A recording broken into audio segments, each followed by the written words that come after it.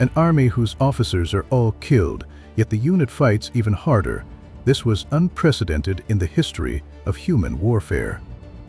On July 11th, 1940-4, behind a hedgerow outside the village of Saint-Jean-Day, a German fell ill, named Kurt Brandt crouched in the mud.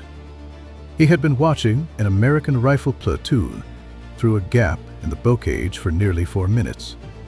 During those 4 minutes, a German sniper positioned 40 meters to Brandt's left had put a bullet through the head of the American lieutenant leading the platoon.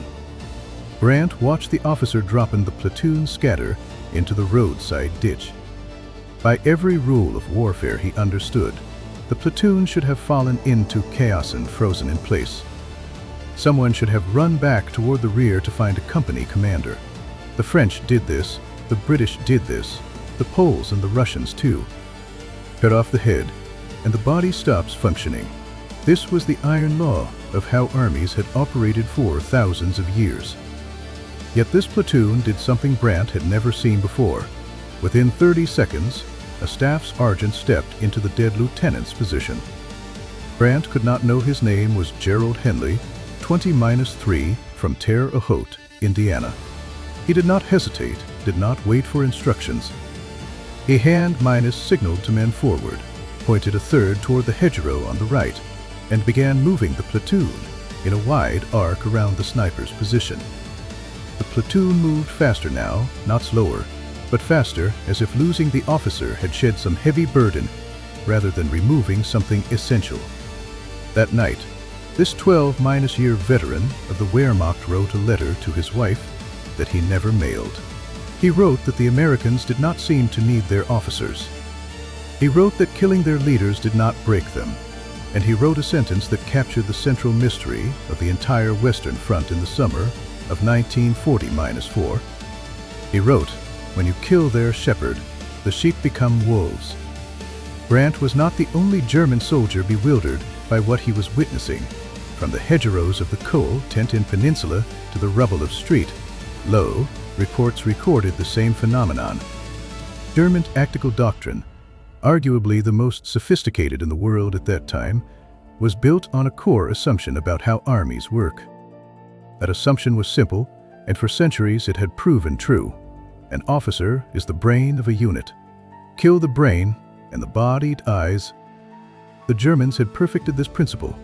Their snipers were specially trained to identify officers by how they carried themselves. The machine gunners were taught to sweep fire across them and groups first. Their mortar crews prioritized positions where radio antennas clustered. This logic was clean, battle-tested. It had shattered Polish battalions, crushed French companies in 1940, punched through Soviet regiments on the Dnieper. And now, in Normandy, it was not working. Not merely failing, but backfiring. German intelligence officers began compiling reports of American units that lost their lieutenants and fought harder, platoons that lost their captains and still maneuvered. The 350-2nd Infantry Division filed a report noting that American squads appeared to operate under some form of distributed command. He used a phrase that would have been unthinkable in the German army. He said the Americans seemed to have officers hidden inside every rank. That phrase, officers hidden inside every rank, is the key to everything that follows, because the German officer did not realize he had described an entire philosophy of war.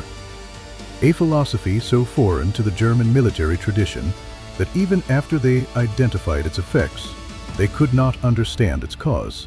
And even after they understood its cause, they could not copy it. The reason they could not copy it had nothing to do with tactics or weapons, but with something buried so deep in the structure of the Wehrmacht that no general could fix it. But before we understand what the Germans could not copy, we need to understand what they were facing. And that story begins not in Normandy, but at Fort Benning, Georgia.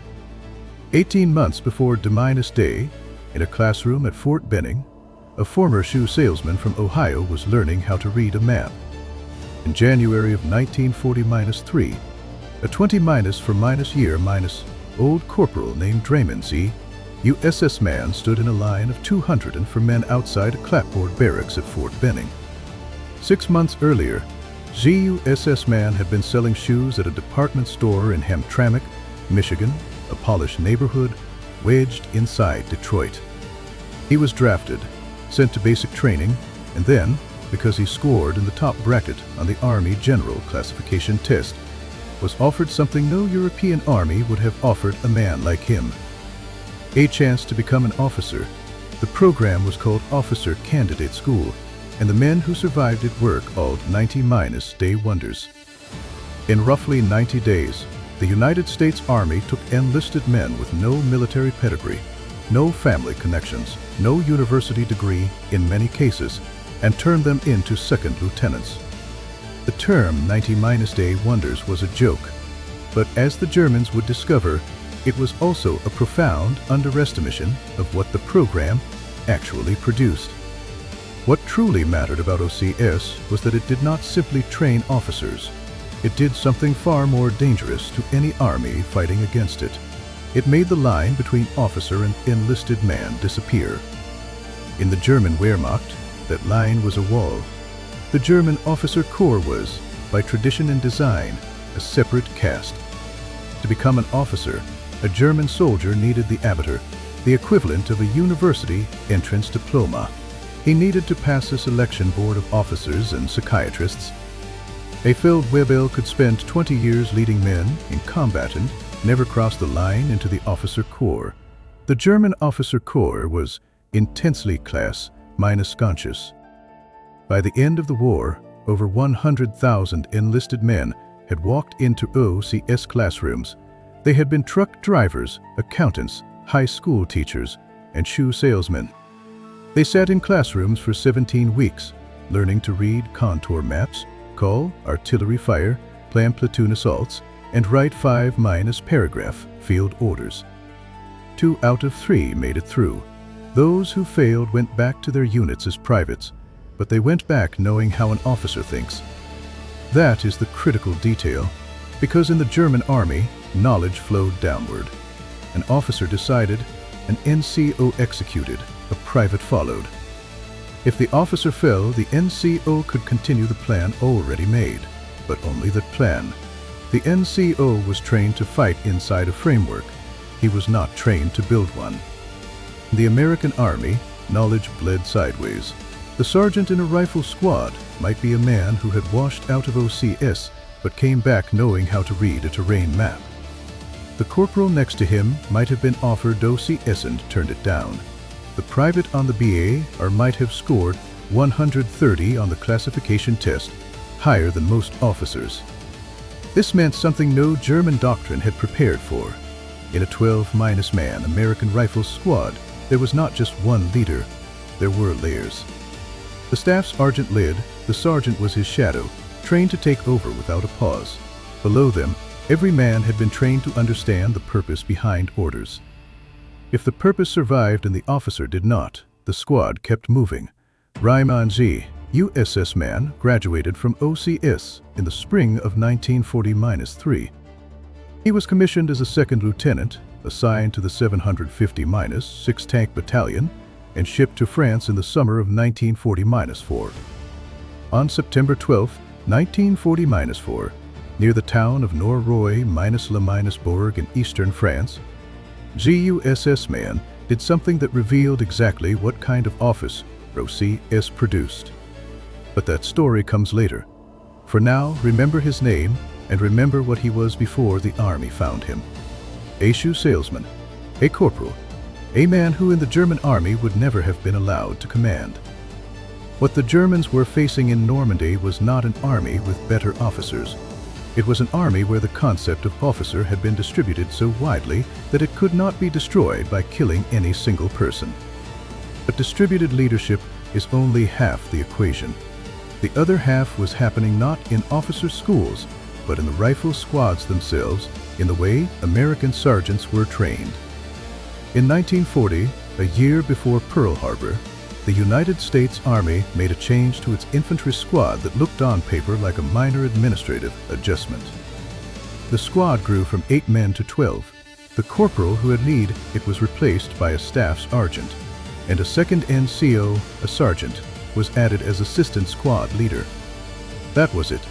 A few lines in a field manual. No press conference, no congressional debate. But that single change created something the German army had never encountered.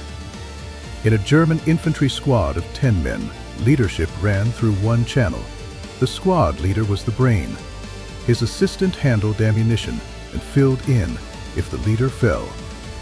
But the squad was built around the MG-30-4 machine gun. The rifleman existed to feed the gun, protect the gun, and advance the gun. Tactical decisions radiated from the squad leader downward.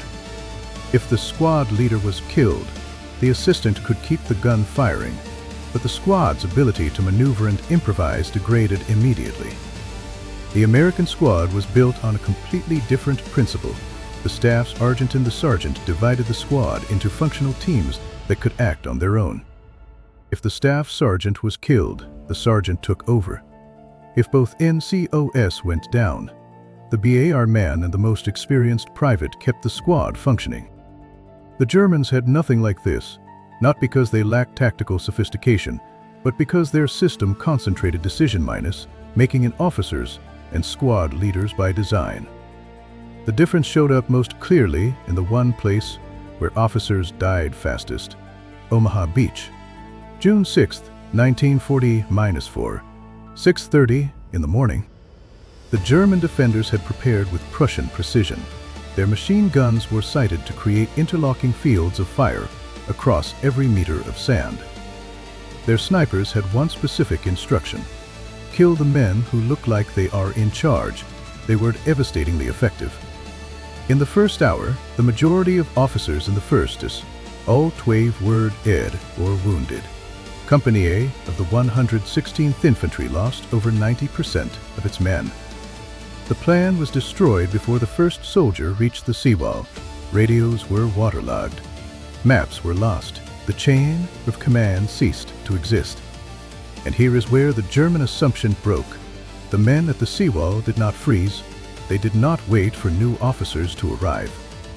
Up and down the beach, sergeants began doing exactly what they had been trained to do. They looked at the terrain, identified a gap, and organized the men nearest to them. Staff Sergeant Warner Hamlet of Company, they gathered men from 3 different units at the base of the bluff.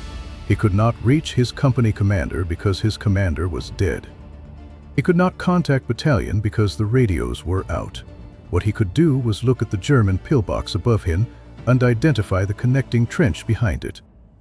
He led a squad-sized assault that rolled up the position from the rear. No officer ordered that assault. No battalion commander planned it. Hamlet was the system, working as designed. By 9:30 that morning, the German garrison was reporting something that did not fit their model. American troops, leaderless and without radios, were appearing on the bluffs behind the defensive positions. Small groups, 5 men here, 8 men there, moving without apparent coordination but with consistent purpose. Get off the beach, get behind the guns, and kill the men firing them. The Americans breaking through were not being led by officers. They were being led by sergeants, and the sergeants were not following the original plan because there was no plan left to follow. They were making new plans. Remember that phrase? Officers hidden inside every rank. This is what it looked like in practice. And Omaha Beach was only the beginning, because what the Germans saw on June 6th was the American system under maximum stress when everything that could fail had failed. What they had not yet seen was what happened when that system was given time to learn. And what it learned in the hedgerows of Normandy over the next 8 weeks would terrify them. The bocage was hell, designed by agriculture. For 1,000 years, Norman farmers had divided their fields with earthen walls topped with dense hedgerows rooted so deep that a bulldozer could not push through them. Every field was a fortress. Every lane was an ambush corridor. Every intersection was a kill zone. The American army that pushed inland in mid-June was built for open warfare. A Sherman tank could not crash through a hedgerow without exposing its belly armor to whatever anti-tank gun waited on the other side. Infantry advancing down a lane could be cut apart by a single MG-40-2. In the first 2 weeks of hedgerow fighting, American casualties were staggering. The 19th Infantry Regiment lost 700 men in its first 17 days in the bocage. Company-grade officers were being killed at a rate that made replacement impossible. A rifle company that landed on D-day with 6 officers might have 1 left by the end of June. That 1 was frequently a man who had been a sergeant 70-2 hours earlier. This was the moment where the German assumption should have been confirmed. By every principle the Wehrmacht understood, the American advance should have collapsed into disorganized chaos. Their officers were gone.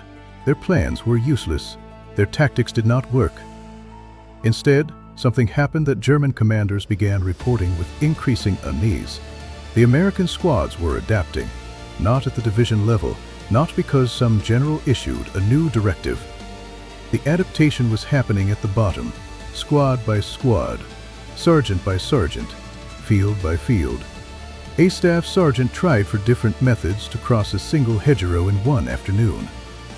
The first was a frontalist alt down the lane, 2 men killed. The second was a flanking movement through the adjacent field. 1 man wounded when the flanking team hit the same problem. The third was a coordinated move with a Sherman. The tank pushed through the hedgerow and was immediately hit by a Panzerfaust. The 4th attempt worked. The sergeant had to be a man-laced perceives fire at the base of the far hedgerow, not to kill but to keep the German machine gunners head down for 40-5 seconds. During those 40-5 seconds, the rifleman crept along the inside edge of the side hedgerow, reached the corner, and threw grenades over the top into the German position. The squad then moved through the gap. No field manual described the technique.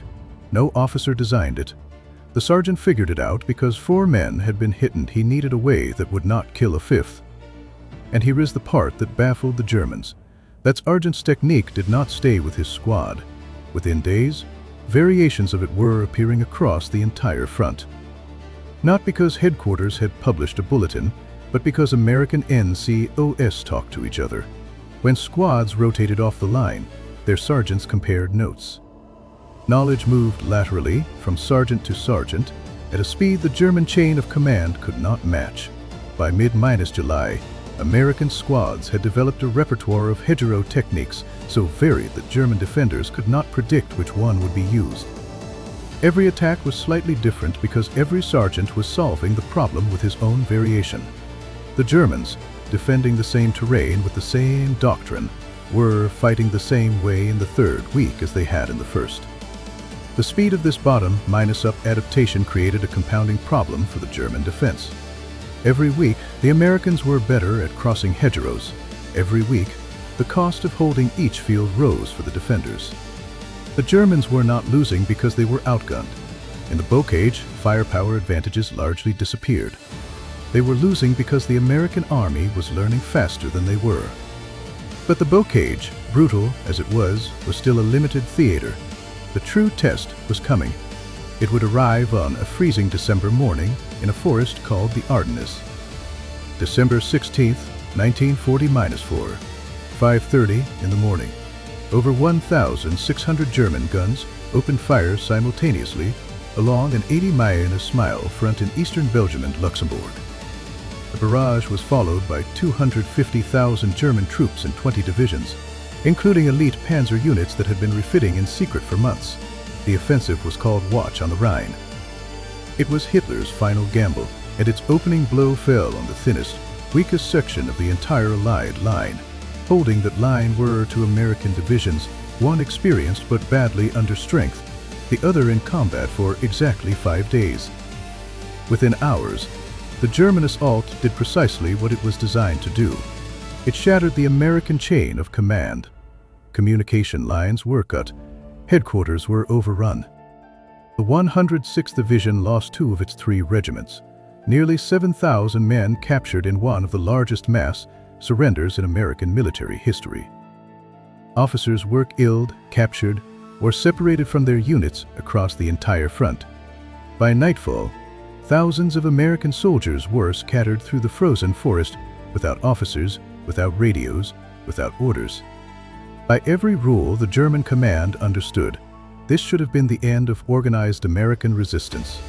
The German plan assumed that once the common structure was destroyed, the American units would surrender, scatter, or freeze in place.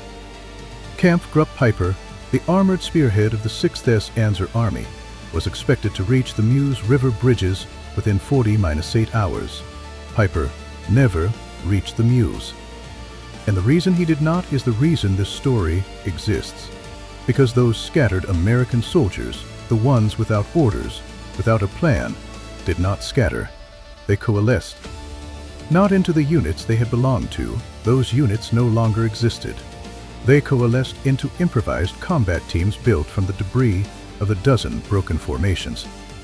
Organized not by rank or unit assignment, but by whoever was present and whoever was willing to lead were, almost without exception, sergeants. Along the northern shoulder of the penetration, near a ridge called Elsenborn, American defenders held a position that the German timetable required them to abandon within hours. They held it for days. The defense was not organized by a general. It was organized by company commanders and platoon sergeants who looked at the ground, identified the high points, and refused to leave them. When company commanders fell, platoon sergeants took over. When platoon sergeants fell, squad leaders took over. The position held because at every level, someone was trained to step up. Further south, where the breakthrough was deepest, retreating soldiers from different units met on frozen roads in the dark. They did not know each other. They did not share radio frequencies. A sergeant would stop at a crossroads, look at the men streaming past, and begin pulling them aside. Not by unit, not by specialty, but by availability. Can you still fire a rifle? Do you have ammunition? These improvised positions, thrown together by NCOs who had never met the men they were commanding, became the friction that slowed and ultimately stopped the German advance at dozens of critical points. Not one of them was ordered by a higher headquarters. Not one of them appeared in any operational plan. They existed because American sergeants had been trained to do something that German NCOs had not. A German Feldwebel had been trained within a system where initiative operated inside a framework provided by an officer. The officer defined the mission, the NCO executed it. If the officer was gone and the mission was obsolete, the Feldwebel had no doctrinal basis for creating a new mission on his own. He could fight, defend, or retreat in good order. But the act of standing at a crossroads, collecting strangers, assigning them positions, and deciding that this crossroads would be held, that was an officer's decision. And the Feldwebel was not an officer. The American sergeant had no such limitation, not because he was braver or smarter, but because the system he came from had never told him that leadership was someone else's job. He had been trained to lead his squad, trained to take over the platoon, and if there was no platoon left, trained to build one from whatever was available. This is the third layer of the answer. The American system did not just distribute leadership, it distributed the authority to create new units from nothing. But there is a fourth layer still, a layer the Germans glimpsed only in the last months of the war, when they interrogated captured American sergeants and discovered something about their training. Something about what happened inside a classroom at Fort Benning that had nothing to do with tactics. It had to do with a question, and the question was the most dangerous weapon the American Army ever built. In the summer of 1940-2, the infantry school at Fort Benning was processing more human beings than any educational institution in the history of the world. The scale was industrial. But inside the classrooms, something was happening that was not industrial at all. The instructors used a teaching method that no German military academy would have recognized. They gave their students problems with no correct answer, not problems with difficult answers, but problems where the instructor himself did not know the best solution. A squad is pinned behind a stone wall. One man has a BA or with 2 magazines. There is a drainage ditch to the left that may or may not lead behind the enemy. Your platoon leader is dead. What do you do? The students argued, proposed, disagreed, and the instructor did not tell them who was right. He told them to explain why. Why that ditch and not the wall? Why suppress first and flank second? That word, why, was the weapon. Because why does something to a soldier's mind that no amount of drill can accomplish. Drill teaches a man to execute. Repetition teaches a man to react. But asking why teaches a man to think. And a man who has been trained to think cannot be rendered helpless by the death of the man who used to think for him. The German training system asked a different question. It asked what? What is the correct formation for a squad assault? What is the proper response to an enemy flanking movement? The answers were precise, well-tested, and uniform. A German squad leader knew exactly what to do in 40-7 distinct tactical situations. But situation number 40-8, the one that did not match any template, the one where the officer was dead and the terrain was wrong and the enemy was doing something no instructor had anticipated, was the situation the German system had not prepared him for. And the Western Front in 1940-4 was made almost entirely of situation number 40-8. Here is how the difference played out in practice. In October of 1940-4, near the Hürtgen Forest, a German intelligence unit captured a staff sergeant from the 4th Infantry Division. Because German intelligence had noticed that American sergeants seemed to know more than sergeants should, he was questioned about his training.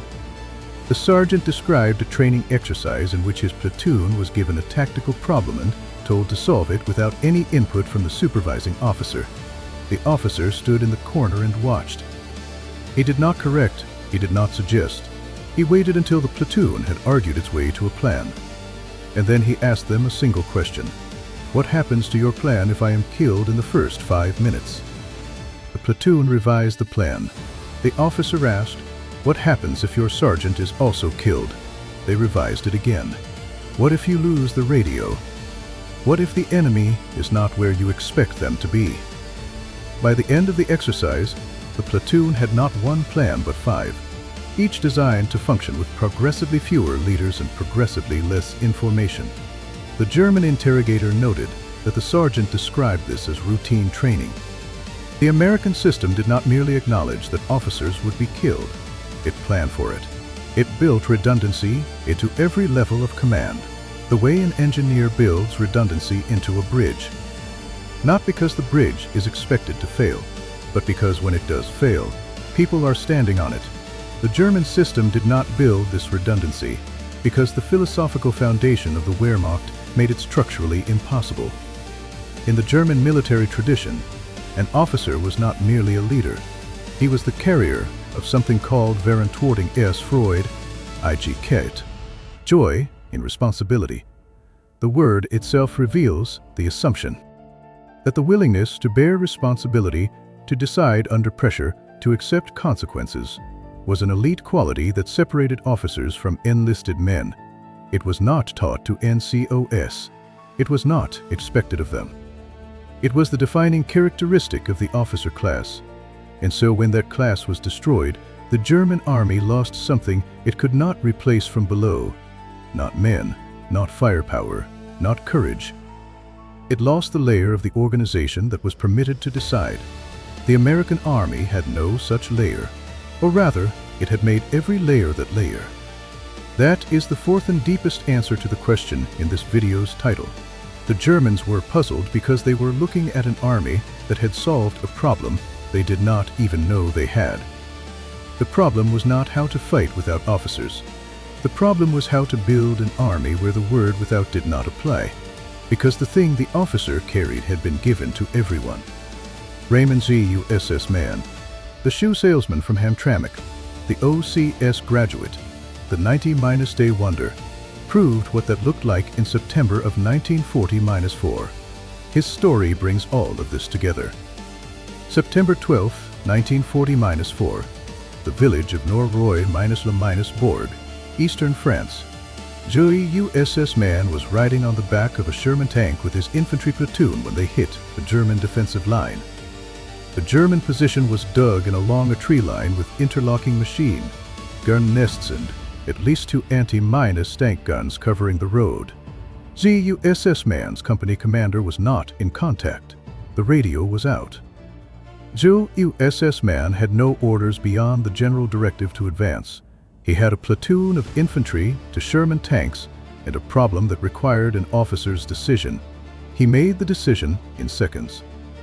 He put his infantry in a ditch on the left side of the road, climbed on top of the lead Sherman, exposed, standing, visible to every German gunner in the tree line. He directed the tank's fire onto the first machine gun position by pointing at it. When the position was suppressed, he jumped off the tank and led his platoon forward on foot. He personally entered the German trench system, killed 2 German soldiers with his carbine, and captured 18 more. Then he got back on the tank and moved to the next position. He did this repeatedly across the length of the German line. In those 2 hours, Jules USS Man knocked out 2 machine gun nests and 1 anti-tank position, killed 17 German soldiers, and captured 90-2. His company commander was never in radio contact for any of it. Now consider what a German intelligence officer would have seen if he had been watching from the other side. He would have seen an American lieutenant leading from the top of a tank, making tactical decisions in real time without orders. He would have seen the platoon operating smoothly, each squad maneuvering independently. And if that German officer had looked up USS Man's personnel file, he would have confronted the full weight of what the American system had built. A shoe salesman who became a combat officer in 90 days. An army where that officer's sergeants could replace him if he fell. An army where those sergeants' privates had been trained to understand why they were doing what they were doing, not just what to do. Raymond Z. USS Man did not survive the war. On September 20-1st, 1940-4, 9 days after Norroy-Lam-Borg, he was killed by a German sniper near the town of Radon-Set-Chap-Endu. He was 20-6. His Medal of Honor was awarded posthumously. In the German army, his death would have mattered more. Not because the Germans valued their officers less, but because the German system was built on irreplaceable men. When an experienced German lieutenant fell, the unit felt it immediately. The Feldwebel who stepped up could keep the men fighting, but the tactical creativity, the authority to rewrite the plan had left with the officer. Those qualities the system reserved for a caste, and the caste was dying. By the winter of 1940-4, German officer casualties on the Western Front were catastrophic. Divisions that had crossed into France with full complements of experienced officers were now being led by men who in peacetime would never have been permitted near a command. The Wehrmacht had begun promoting NCOs to officer rank out of desperation, doing in defeat what the American Army had done by design from the start. But there was a difference. The Americans had built a system around the assumption that anyone could lead. The Germans were forcing men into roles the system had spent their careers telling them they were not qualified for. German units with experienced officers still fought brilliantly. The defense of the Hürtgen Forest, the counterattacks during the Bulge, the delaying actions along the Siegfried Line.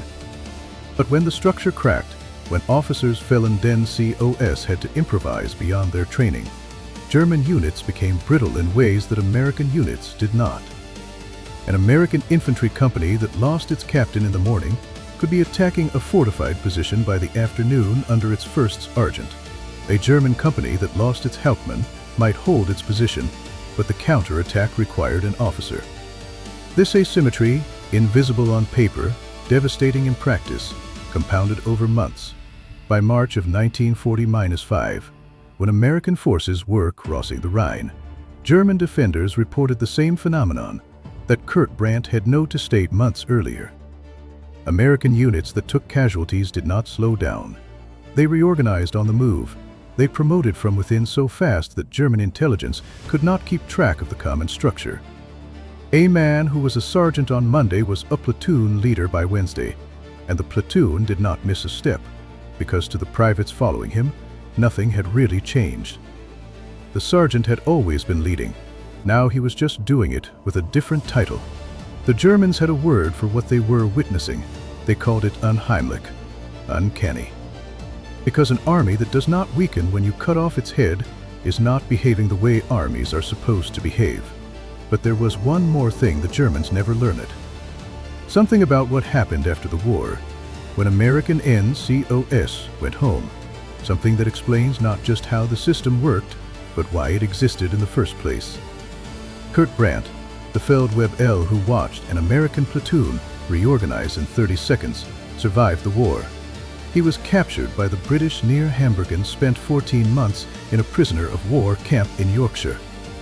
He returned to his hometown of Kassel, which had been 80% destroyed by Allied bombing. He found work as a bricklayer, rebuilding the city he had left as a soldier. In 1950-1, a German journalist sat down with Brandt in a cafe near the Hauptbahnhof. The journalist asked what had surprised him most about the Americans. Brandt's answer took up less than 2 lines in the published article. But it said everything. He said, "We could not understand it. We would kill their officers, and instead of stopping, they would get faster. It was as if we were doing them a favor." Doing them a favor. A man who had fought across for countries and 3 fronts. That sentence carried the quiet weight of total bewilderment. He was not being sarcastic. He was stating what he had seen. And what he had seen was an army that had been engineered, consciously, deliberately, from the first day of basic training to the last hedgerow in Bavaria, to treat the loss of a leader not as a catastrophe, but as a transition. A transition so smooth, so rehearsed, so deeply embedded in the culture of every squad and platoon. The German army never solved this puzzle, not during the war, and not in the decades of military analysis that followed. German Staff College studies in the 1950s examined American small unit performance in Normandy, the Bulge in the Rhineland, and repeatedly returned to the same conclusion: the American system should not have worked. It violated fundamental principles of military command.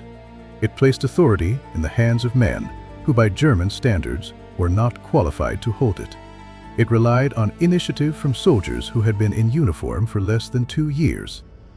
And yet, it worked, not in spite of those things, but because of them, because the Americans had understood something that the Germans, with their centuries of military tradition, their Krieg as Academy, their off-track stack TIK, their Verantwortung S, Freud IG Carrot, had never grasped. They understood that leadership is not a rank, it is not a diploma, it is not a class, it is a skill. And like any skill, it can be taught to anyone willing to learn it. A shoe salesman from Michigan, a farm boy from Indiana, a clerk from Ohio. Give them the training, give them the authority, give them the expectation that they will lead, and they will lead. Ramon Z, USS Man, is buried at the Ypres in an American cemetery in the Vosges Mountains of eastern France. Row 8, grave 40-4. He was 20-6 when a sniper's bullet found him, 9 days after the battle that defined his life. He never went back to Hamtramck. He never sold another pair of shoes, but the system that made him, the system that found a leader inside a corporal and gave that leader a commission and a platoon, that system survived him. It is still the backbone of the United States Army today. Staff Sergeant Gerald Henley, the man Kurt Brandt watched take over the platoon in 30 seconds, survived the war and returned to Terre Haute. He married a woman named Dorothy in 1940-6. He worked for the post office for 30 years. He never spoke about the hedgerows. When his son asked him, decades later, what he had done in the war, Henley said, "I did what the man next to me needed me to do." That sentence is the answer to this video's title. The Germans were puzzled because they were looking at an army where every man had been trained to be the man next to him, where leadership was not a pyramid with one man at the top but a web, where every thread could carry the weight if the others broke. Killing the officer did not remove the brain from the body, because the brain had been copied into every limb. The Germans could not copy this, not because they lacked intelligence, discipline, or courage. They had all 3 in abundance. But because copying it would have required them to dismantle the oldest and most sacred wall in their military tradition, the wall between the men who decide and the men who obey. That wall was not built from doctrine. It was built from culture, from class, from centuries of a belief that leadership is a birthright, not a skill to be distributed like ammunition. The Americans had no such wall.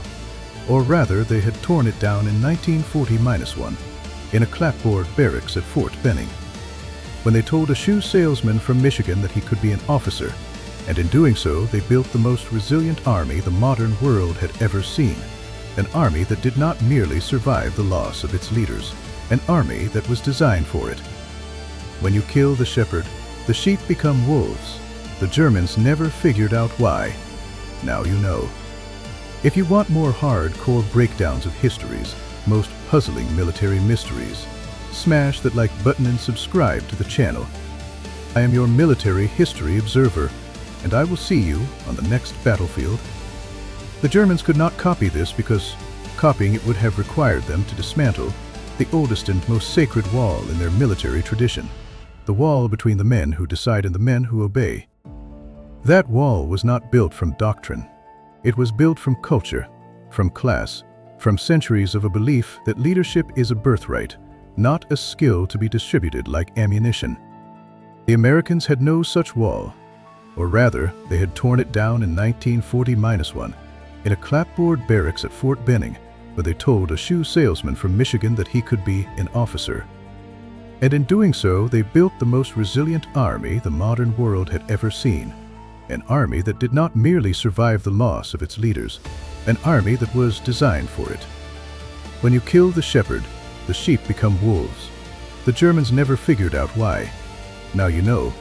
Leadership is not a rank, not a diploma, not a class. It is a skill. Like any skill, it can be taught to anyone willing to learn it. The Americans understood this. The Germans did not, and that difference, invisible on any organizational chart, determined the outcome of the war in the West. The German system was built on irreplaceable men. When an experienced German lieutenant fell, the unit felt it immediately. The Feldwebel who stepped up could keep the men fighting, but the tactical creativity had left with the officer. Those qualities the system reserved for a caste, and the caste was dying. By the winter of 1940-4, German officer casualties on the Western Front were catastrophic. Divisions that had crossed into France with full complements of experienced officers were now led by men who would never have been permitted near command. The Wehrmacht had begun promoting NCOs to officer rank out of desperation, doing in defeat what the American Army had done by design from the start. But there was a crucial difference. The Americans had built a system around the assumption that anyone could lead. The Germans were forcing men into roles the system had spent their careers telling them they were not qualified for. The result was visible on every battlefield. German units with experienced officers still fought brilliantly. The defense of the Hürtgen Forest, the counterattacks during the Bulge, the delaying actions along the Siegfried Line all proved that German tactical skill remained formidable when the command structure was intact. But when the structure cracked, when officers fell and NCOs had to improvise beyond their training, German units became brittle in ways that American units did not. An American infantry company that lost its captain in the morning could be attacking a fortified position by the afternoon. A German company that lost its hauptmann might hold its position, but the counterattack, the creative response, the decision to shift the defense to a better piece of ground 200 meters to the east, those required an officer, and the officer was dead. This asymmetry, invisible on paper, devastating in practice, compounded over months. By March of 1940-5, when American forces were crossing the Rhine, German defenders reported the same phenomenon that Kurt Brandt had noted to state months earlier. American units that took casualties did not slow down. They reorganized on the move. They promoted from within so fast that German intelligence could not keep track of the command structure. A man who was a sergeant on Monday was a platoon leader by Wednesday. And the platoon did not miss a step, because to the privates following him, nothing had really changed. The sergeant had always been leading. Now he was just doing it with a different title. The Germans had a word for what they were witnessing. They called it unheimlich, uncanny, because an army that does not weaken when you cut off its head is not behaving the way armies are supposed to behave. There was one more thing the Germans never learned, something about what happened after the war, when American NCOs went home, something that explains not just how the system worked, but why it existed in the first place. Kurt Brandt survived the war. He was captured by the British near Hamburg in May of 1940-5 and spent 14 months at a prisoner of war camp in Yorkshire before being released in the summer of 1940-6.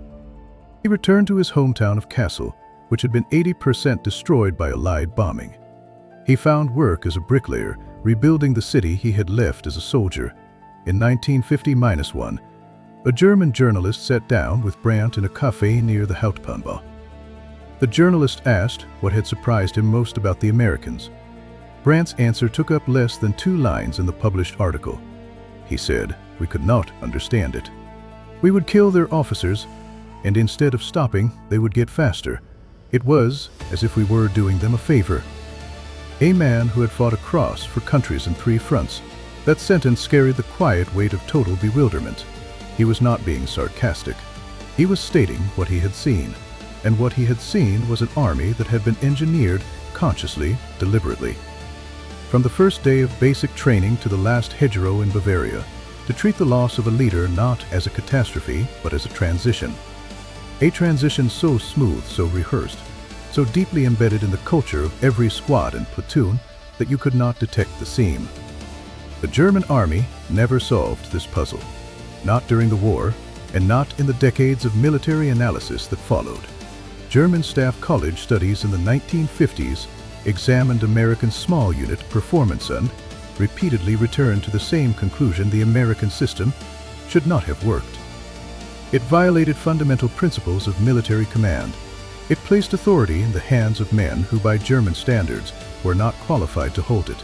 It relied on initiative from soldiers who had been in uniform for less than 2 years.